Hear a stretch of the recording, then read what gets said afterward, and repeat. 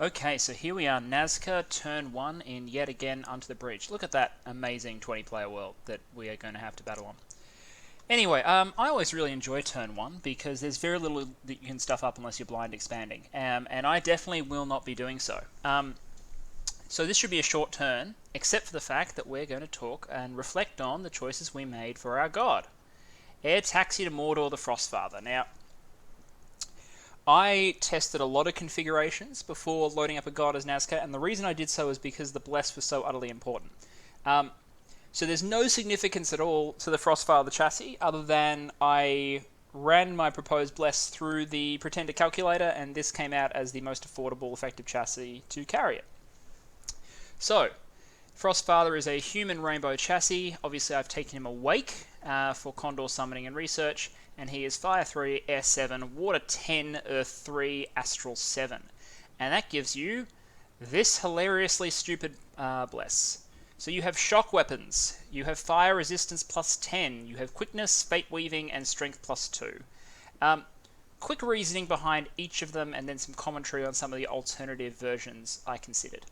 But first, the top level observation that I think there's sort of two settings that you try and balance when you're designing a Nazca bless, and that is a survival bless versus a killy bless. So one that maximizes damage output versus one that tries to make your made of paper sacreds last longer. This is very squarely in the killy category with some survivability in it. I did try some blesses that included things like luck or fortitude, which would reduce casualty rate significantly, but without some of these components, I just didn't feel Nazca got enough of the Alpha Strike rapid kill out of its sacreds. So shock weapons is really a critical part of this bless. It adds some damage output, it gives you some armor negating capability, but most importantly it stuns opposing units whenever it procs.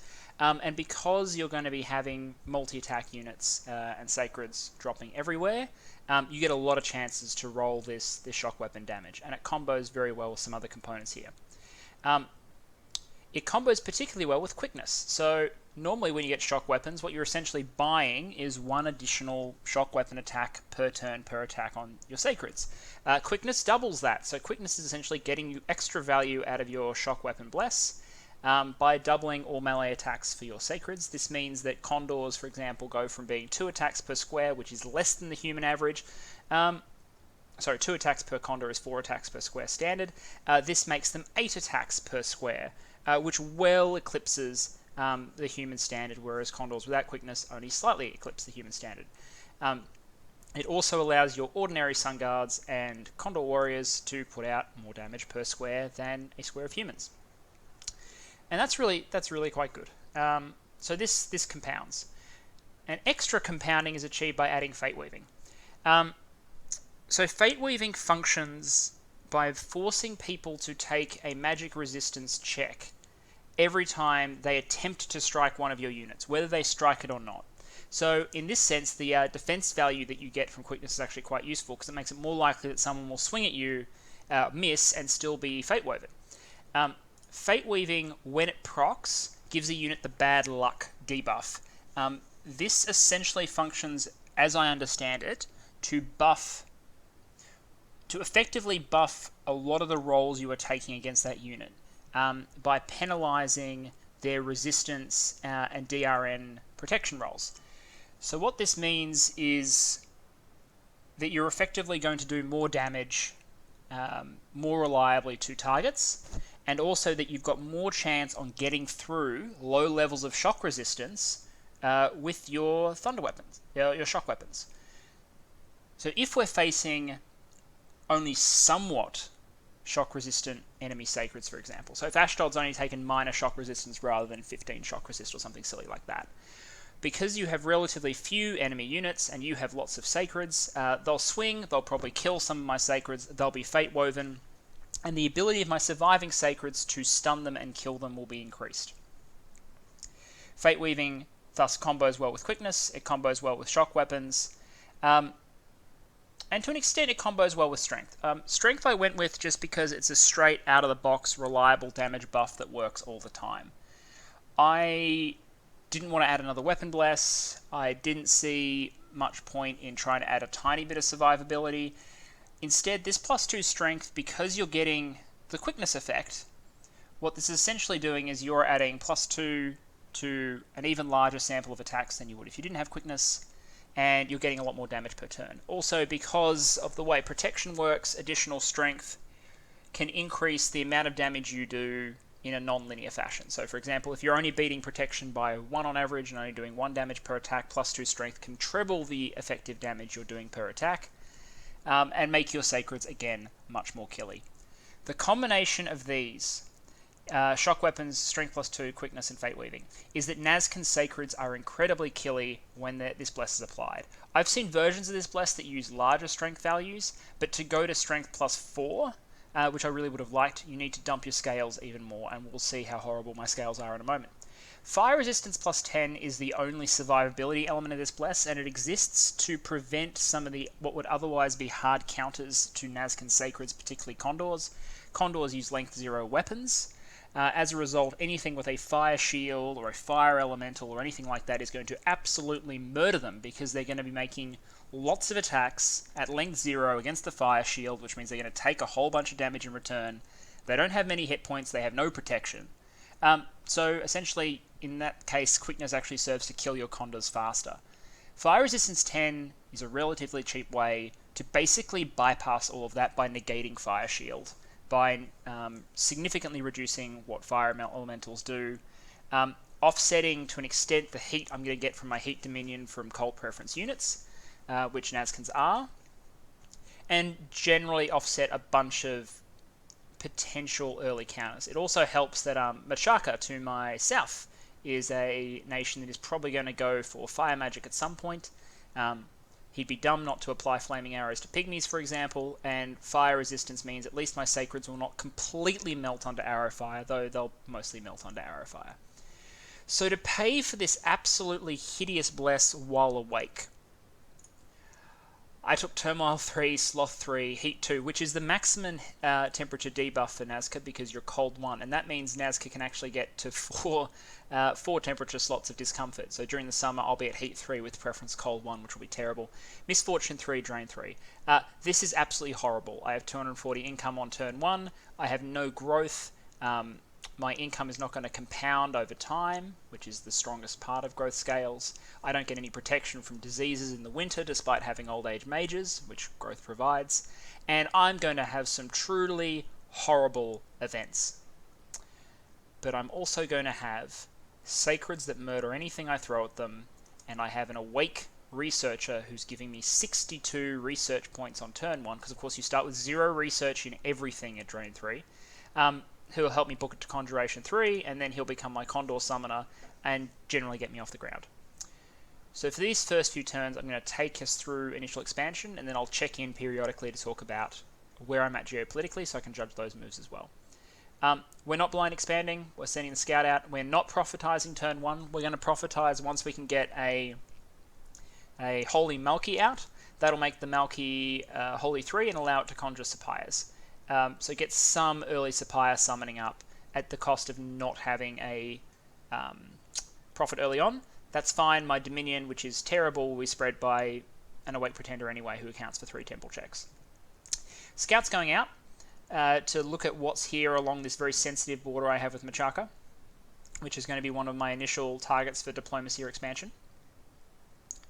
I'm also going to look up here at the Ashdod border, talk to Jacklaw a little more, and then if I get later scouts, they're going to go out this way. For now, recruitment, pretty simple. Condor Warriors at the start because you can get more of them out early. You'd struggle to get out a bunch of Sun Guards, and early on, the Alpha Strike and Speed is handy. And we're just going to get a couple of Hutton Runner just to make up the squad size and mean that they can lose a large number of units before they start taking the compulsory morale check. Akala recruitment will be to lead the first Sacred Expansion Party. What shape that expansion party looks like will depend on what I see around me in terms of independence next turn. Obviously, Nazca's starting army is made up of a mixture of humans and archers, which is absolutely, there are much better starting armies out there. Ulm has infantry of Ulm in their initial army, and that would just stomp all over this at probably half strength. So yeah, not happy with that, so we're going to have to get our sacreds out, bless them, and see what's around us early. So that's turn 1. That's the initial plan. That's the god air tax. I'll quickly show the names of the pretenders of the world here. Go through them quickly so you can see which nations are in the game, because I'm not going to go through all of them in the initial turns. Renovatio Imperii, so the Imperial Restoration, the god of Ermor. I like that. That's very very thematic. So the god who's trying to bring the empire back. The less thematic Scrooge McDeath, who is leading the Scalarian breakaway from the Campus Scalaris and resisting Ermor, but despite not bordering Ermor. The other Ermorian splinter is led by Pimperella Zucker Schnut, leading Pythium, which is a neighbour of mine and a powerful communion nation who borders Ermor, but is actually quite well matched against Ermor because of their ability to get holy communions out relatively quickly. And they have some early game protection in the form of their gladiators. Toxic masculinity, haha, because it's a ban. That's funny. Yeah, okay, so Christine, this is Mr. Root. Mr. Root is Christine last game as well. Christine last game was... He told everyone he had a Kraken. It turns out he had, like, a Uttervast that was geared up with absolutely stupid levels of magic scales. Like, it was regenerating, it was iron-skinned, it was astral. It had everything under the sun, which he paid for with his trash pop kills scales. So Christine is back. Christine cannot again be an Uttervast, so we'll find out soon what Christine is. Vortikai, god of Tianqi.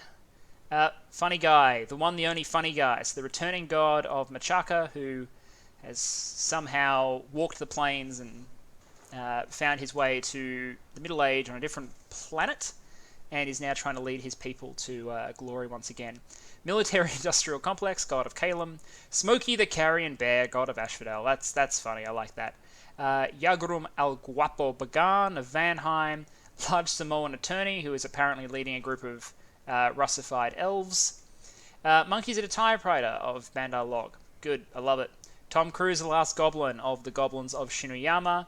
The Right Pretender. That may be a joke about the fact that it's a golden idol, because Ashdod really, by reputation, only has one meta pretender, and that's the golden idol. So I suspect that's a golden idol with a bless that I'm not going to like.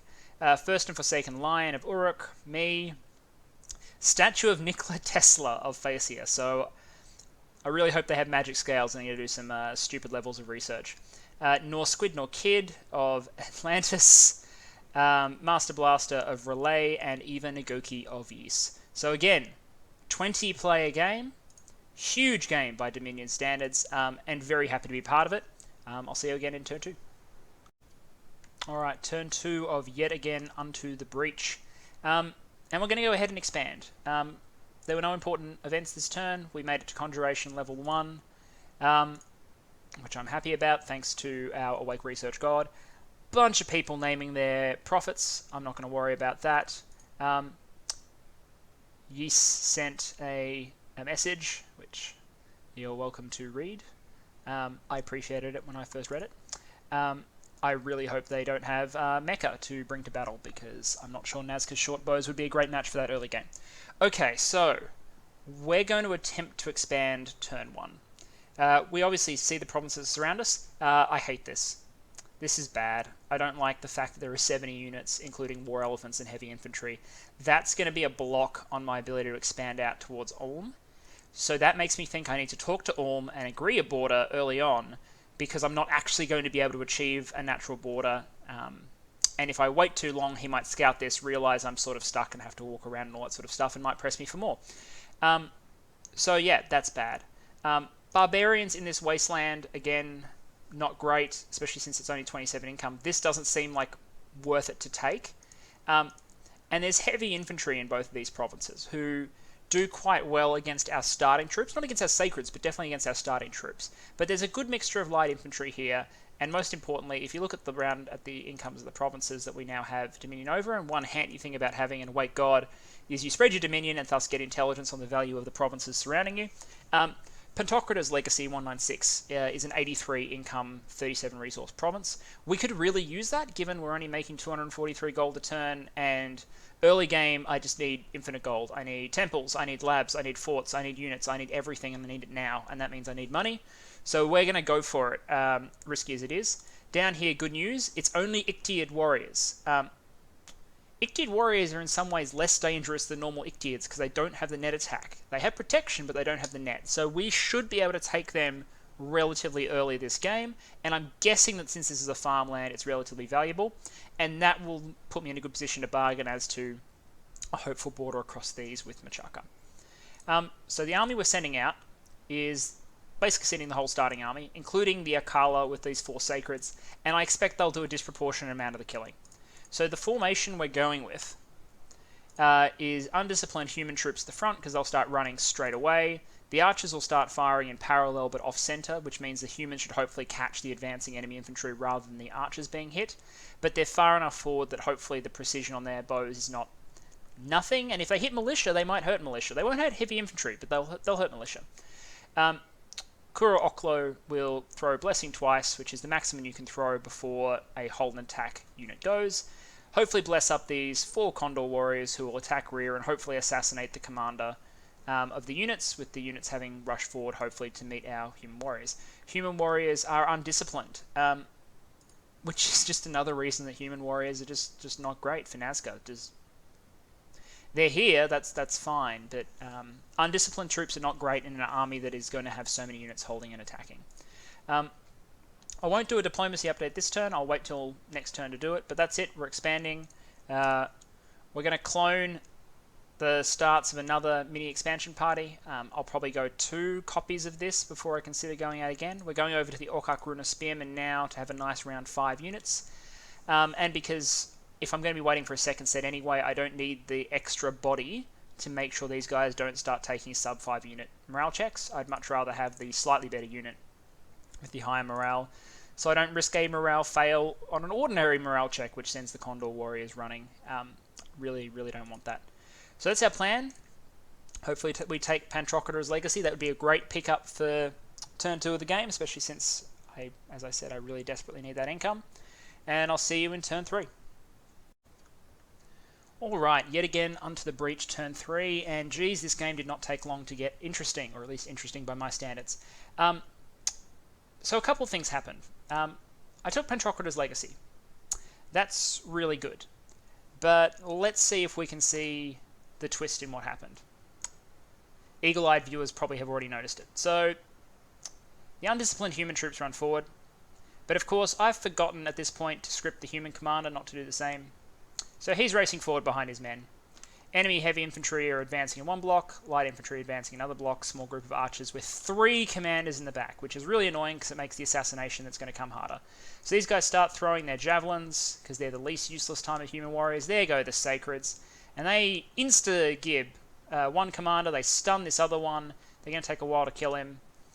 Meanwhile, one commander, there you saw him, races forward, charges at the heavy infantry, and gets himself killed. Meanwhile, these guys finish up the commanders.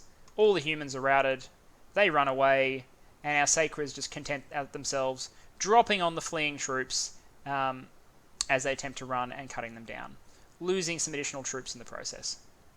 So, yeah, and so the archers and my mages decide to scare me by throwing arrows near my sacreds. So that was fine. So what did we lose? We lost the commander and 1 slave. I really do not care about this slave, but it validates the fact that I have him, because it means that squad is still now above the threshold, significantly above the threshold where it will take sub 5 unit command checks. But losing the Kuraka, the human commander, who doesn't get mummified because he's a human and unimportant, means that I now can't lead all of the units that were here. So the Akala Akla is going to pick up the archers, pick up the sacreds, and combine with the party I recruited last turn. We're going to consolidate an expansion party, and at some point we're going to pick up a new unit over here. I'm recruiting an indie commander. He'll pick up those units and consolidate with the next expansion party I attempt to recruit, and try and get us past the dreaded 1 province per turn expansion, which is the realm of Nazca very early on. 4 more Condor Warriors coming, 2 Akaruna Spearmen, and because we don't need another Akala, because we now have 2, and we're only going to need 2 expansion parties early on, we got our first 2 Apu coming out. We don't have enough resources to add an extra Condor Warrior, unfortunately. These guys are 7 resources, but Condor Warriors are... Actually, in retrospect, I could have taken advantage of that holy point and done an extra Condor Warrior. That was dumb. Should have noted that not doing the commander... Okay, past me as an idiot. 2 Apus. These Apus are going to be used for suicide scouting. We're going to send them out, we're going to ping provinces, we're going to see what's there with 100% reliability. They're going to die, and we're going to start the slave summoning train to help get early numbers, because as you're noticing, with trash scales, you do not have much recruitment early on. Like, I fully expect that other nations are putting out much better troops in large numbers. These troops are good, but it's not the stat line that makes them good. It's just this little candelabra here is the only reason they're sacred. The only reason they're any good, because they take a bless. Otherwise, they'd be, 20 gold for this. Yeah, probably not. Yeah, so that's expansion plans. So we've slapped 6 provinces of defense, and we're going to send everything we have at 191 because we have a vague idea of what's there. We think, again, we can pull an assassinating commander trip, and it gives us options to expand in this direction. And I'll talk about why we're expanding that direction in a moment. We've ID'd some of these provinces now. So this is 90 Jaguar Tribe. Jaguar Tribe are not good, but 90 of them is problematic for Nazca because Nazca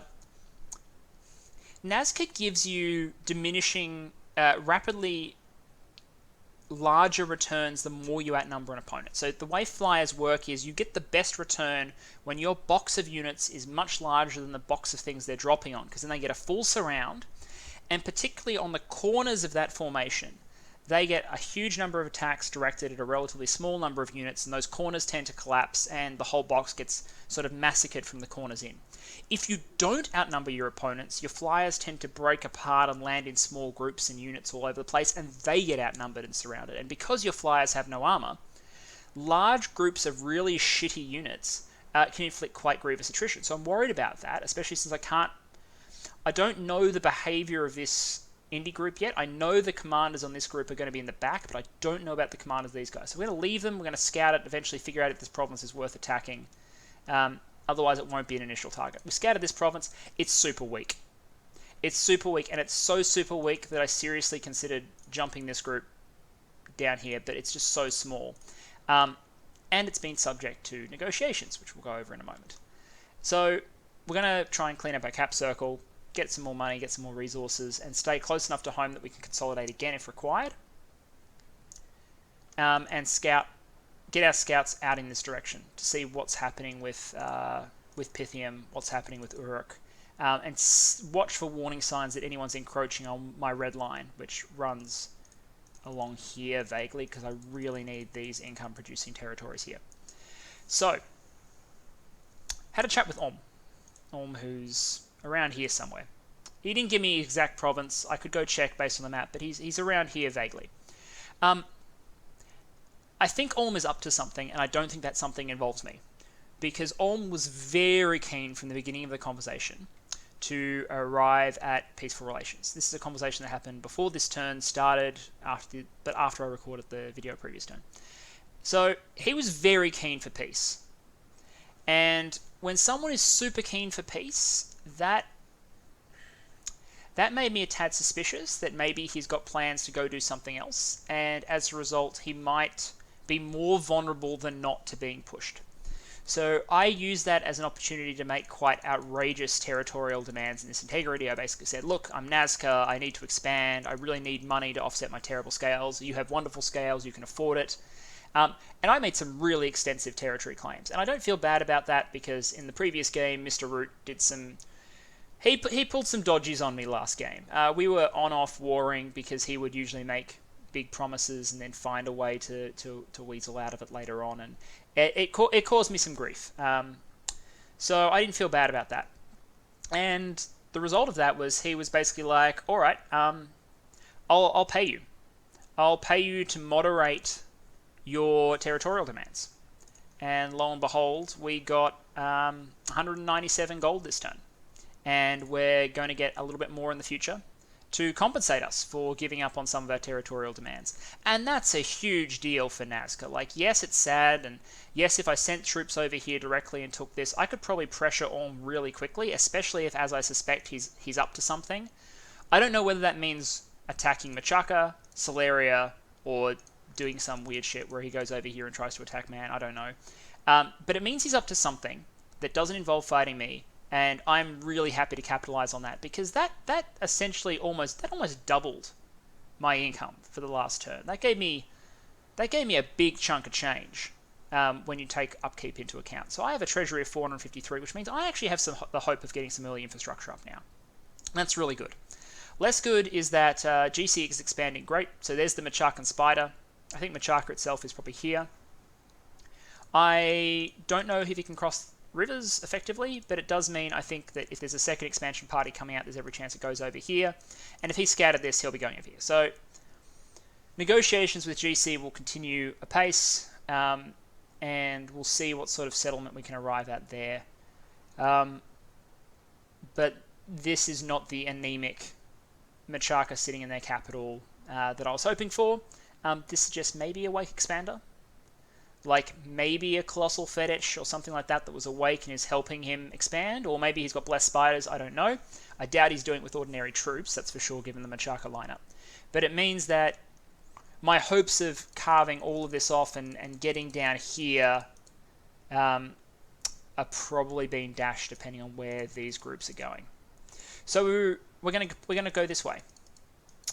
We also arrived at, sorry, also mentioned, we arrived at a NAP 4 with Ashdod. And that NAP will essentially give us a border along this peninsula. This one line area. And that's great. Because what that essentially means is any attack will be telegraphed and can go through here. And if I can fort off maybe here and stuff it with slaves, I don't care. He just won't be able to break that easily with his giants. I insisted on a nap 4. Normally at Nazca you'd want a shorter nap because you're more mobile and can deploy and surprise people more readily. I went with the longer nap here because I'm scared of him. I don't know what his bless is, but I'm scared of him and I don't want to fight him and I want him to fight someone else, so long nap good. That means that I don't need to send expansion parties out here urgently. Sorry, video cut. Because I don't want to fight the elephants. Because a wasteland's probably not worth much. I don't need to send expansion parties out here early. I don't need to pay a big price for that. Although that's 132 income. Oh, but I just can't fight elephants. Like, if you fail expansion, you don't get any income, right? Like, there's no runner-up prize for attempting to take a province. So I'm going to deprioritize now expanding towards Ulm. I'm going to deprioritize expanding towards Ashdod. If the deal with Machaka comes off as I expect, I'm going to deprioritize expanding towards Machaka. And I'm going to position myself to expand out this way. But we'll see how that goes depending on diplomacy in the coming turns. Is there anything else I need to reflect on or say? I don't think so, other than to point out again that by narrowing my front, so I'm now only really concerned with this direction and to an extent this direction, I'm really covering from my anemic early expansion and getting a payoff from Ulm, and hopefully a few more payoffs from Ulm as we finalise the border. I have a feeling he wants to buy the rights to a few more provinces, we'll see. And possibly sign a NAP as part of that. Is a big boon to my early treasury and really important. No site searching, just continuing to run towards Conjuration 3. We won't get a researcher for a while, especially since we'd get 6 research per turn from an Akla in our Drain 3 Dominion, which would be terrible. So that's that. See you in turn 4. Okay, yet again unto the breach turn 4. And we're going to open by discussing 2 things that happened last turn, before I forget, that I forgot to mention to myself back then. The first was, when we attacked Pantocrator's Legacy, we found a Nature 0 1 Nature Gem site. So we now have 1 Nature income. That is really important to us because we do have some Nature access on our N1 majors, and it means that in early game trades, I now have an extra asset that I can trade away.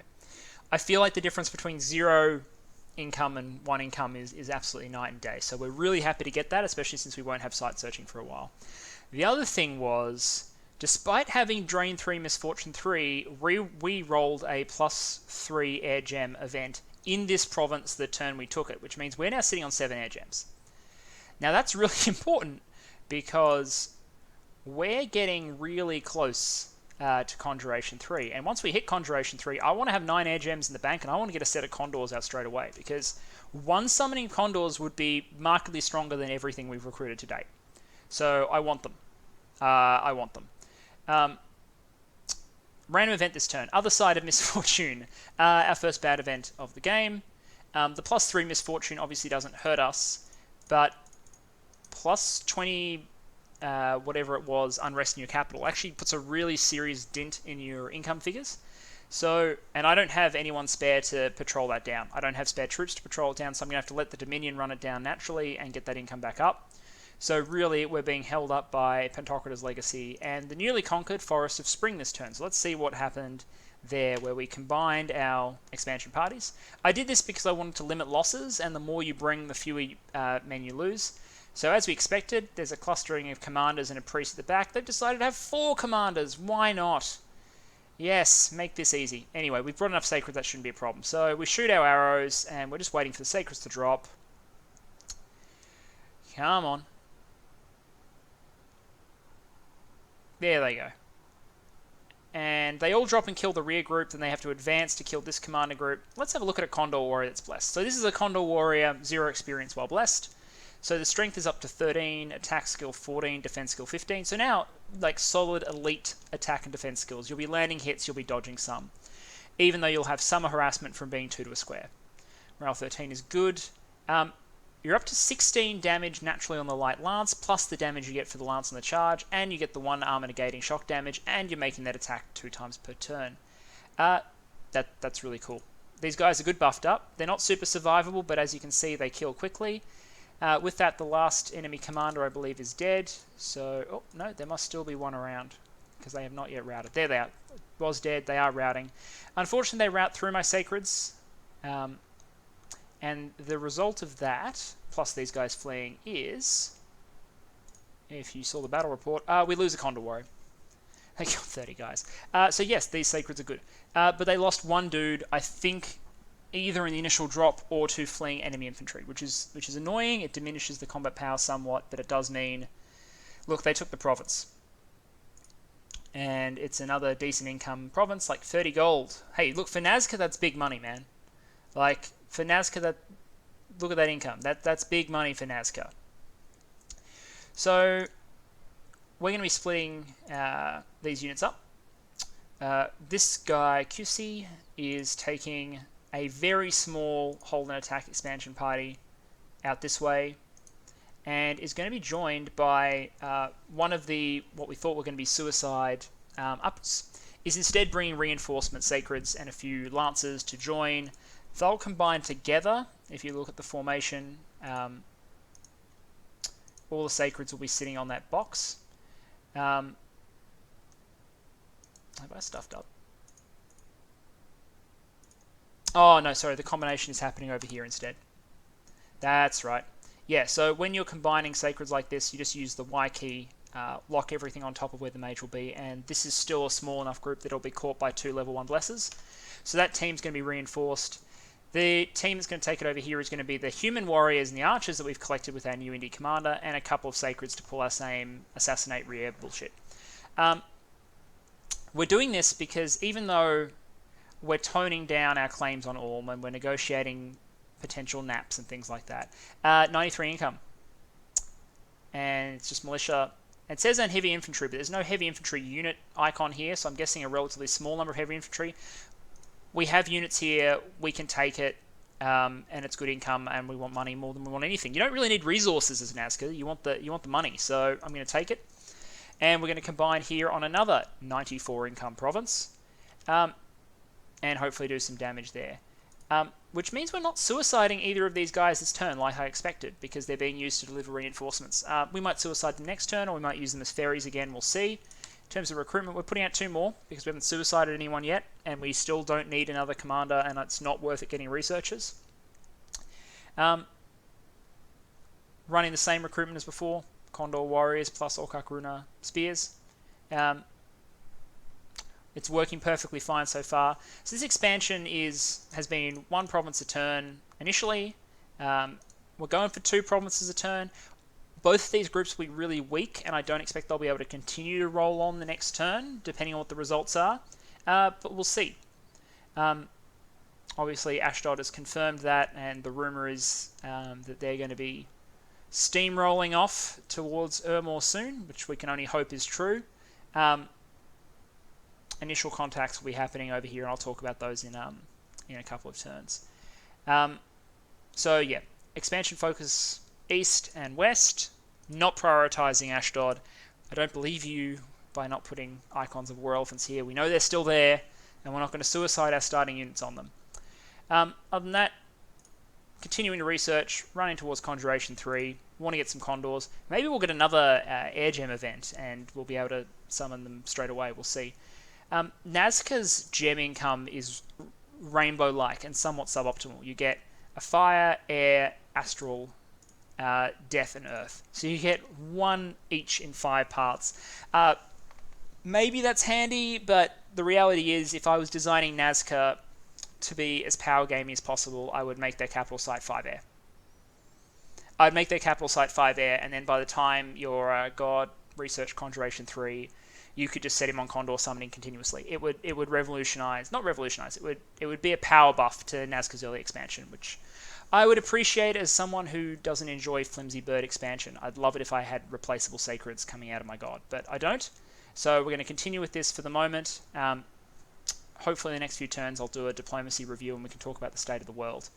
But at the moment, my general goal of being on pretty good terms with most everyone and keeping my options open is working. Just need to be careful. I don't want to commit to anything to anyone that I would later want to go back on, because that's not the sort of game I want to play. So we'll see how that goes. See you in turn 5. Actually, okay, sorry, I've reconsidered. I do want to talk about diplomacy now because I had a heated and potentially game-defining diplomatic exchange, and I don't know what it means for my long-term chances in this game, but I want to reflect on it. I want to put my thoughts on record. Because it kind of encapsulates what I'm trying to bring to this game community from, my professional life and whatnot, in terms of negotiation style and belief in multilateralism and negotiation in a game forum which is usually dominated by, unprovoked acts of aggression. I know we're competing to be the new god, but still. So talk to GC, talk to Machaka. And if you remember my initial reflections, it was that Machaka is a weaker nation than Nazca. Not in turns 1 through 8, for example, but once I get Sacred Summoning online, and I don't think he'd be able to kill me before then, Machaka is probably going to be at a serious disadvantage. So I talked to GC about this and basically put to him the case that I am Nazca, I am strong, I can probably kill you, I have terrible scales, I need land, and under those circumstances, what is reasonable is that I get this province here, because it's within 2 of my cap, and because it creates a nice natural border, I want this one as well. It's potentially high income, even though it's a mountain, and really I need this. This is the border I need to feel secure and to feel like my economy can run. And his response was very different to Olm's. So Olm's response was Olm paid me to go away. Olm initially took the negotiating position of not wanting to fight me. And I have a feeling that that may be the right choice for Olm, depending on what Olm is doing elsewhere. GC took quite a confrontational approach. One's akin to a lot of corporate negotiations, actually, which I've encountered, where he was basically while accepting the validity of my position, so accepting the fact that economically I needed these provinces, he just stated his own need. He was just mate, I'm Machaka, I'm weaker than you, therefore I have a greater imperative to hold these provinces. So he essentially reversed the imperative. Instead of my reasoning, which is I am strong, I've invested in expansion, therefore I should get more, he was basically I am weak, therefore in order to be able to play on the same playing field, I should have more. And he claimed these. Now, that sort of brinksmanship can be really destructive until you identify, I suppose, the opportunity to grow from that. So I thought about this and I was like, look, my options in this case, I can take a bad deal. So I can let him have this, I can take this, I can be really unhappy with that result, it'll hamstring me, and I'll be projecting weakness. And maybe he'll take that as a sign that I might be an enemy further down the road. I can force the issue, I can take both, but that means diverting forces which I can't then be used to expand in other directions for one extra province, and it probably starts a war, which probably will spark a coalition. Now, Ashdod would need to break its nap and whatnot, and I don't think they would, but eventually people would stream in on me. Wars at this point in the game are expensive. Like, you need another 6-7 turns before war becomes an attractive proposition for Nazca, I think. So really, he just doubled down. And of course he understood and conceded that if we did fight in that circumstance, I'd probably win in the end. I would probably have the power I need to take him down in the end, but dear God, would it be expensive. I don't think he mentioned Bane Spiders directly, but assassins were definitely on his mind. So I looked at this and I was like, okay, so people could look at that situation and go, there are two options here. I force the issue or I back down. What I instead put to him, and what we've ended up going with, was like, look, instead of this being a win or lose, like one person back down situation, let's do a little of both. Let's let you have this one, I'll take this one because it's within 2 of me and that one's within 2 of you. Plus you can't get to this one because of the river. Let's draw that as a natural borderline.